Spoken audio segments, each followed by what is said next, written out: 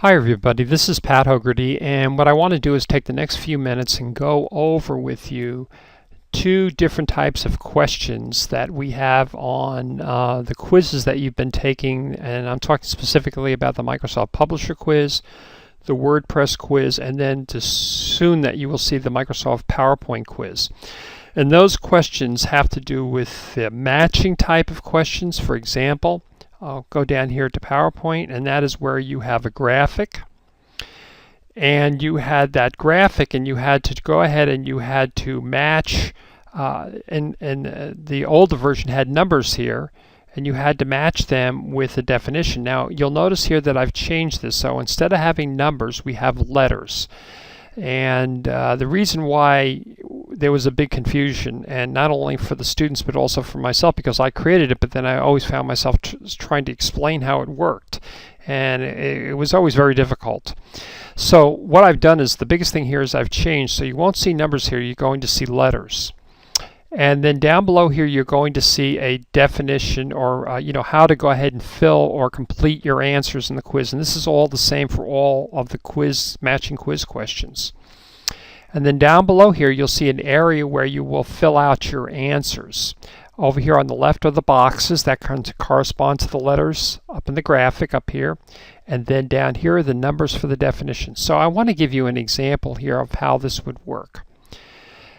And I'm going to try to make sure everything is sort of lined up here.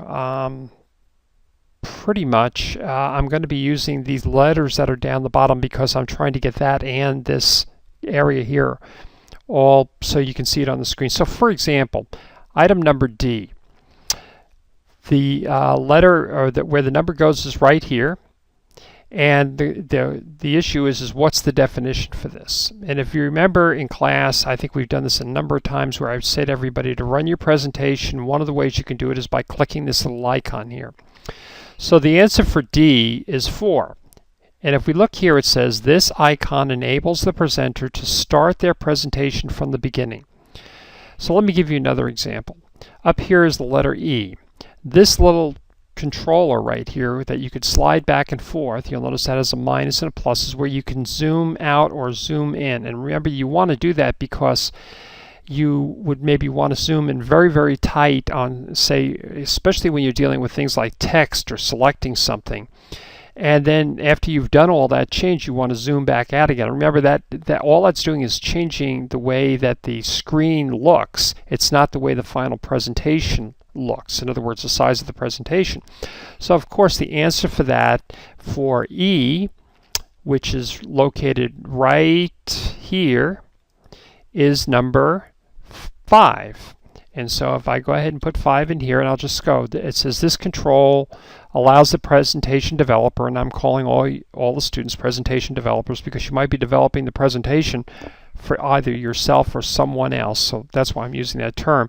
And it just says it allows you to zoom in on the slide and view the current slide that you're creating.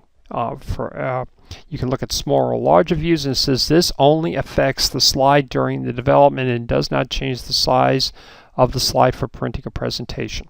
So that gives you an example of how you want to match the letter up here with the definition. Okay. Go down here, we also have another graphic which is a matching question, and again this is not the Home tab, it's the Insert tab. So again we have the letters here, there's only 5 here, how to fill it out, and then finally down here, here's your letters where you fill the boxes in, and these are the definitions. You put the numbers in the appropriate next to the correct letters. Last one, this is the one that we dealt with that had to deal with animation. I think animation is very important because it makes presentations kind of liven up. So again, these are the letters, and then of course this is the little thing on how you fill it out. It's the same for every question, and then of course this down here is where you're going to be putting in your answers or putting in the definition number next to the letter. So I'm hoping that this is clear. I'm set this quiz up so that you can take it 3 times. and the highest grade that you get on the quiz is graded. I've also gone back on both the PowerPoint quiz and on the WordPress quiz and set those for up to 3 times. Now, if you've already taken it once or twice, when you log in again, instead of seeing numbers, you're going to see letters, or the corrected matching question. So again, I think it's your option if you want to go ahead and do that. Remember that these quiz questions are going to be on the final exam, so if you know this really well, you should be able to get a perfect score on the final exam. Now, the last thing I want to point out is we had another question that was on the WordPress quiz, and that had to do with putting the steps that you would make a menu item, in what order would they go.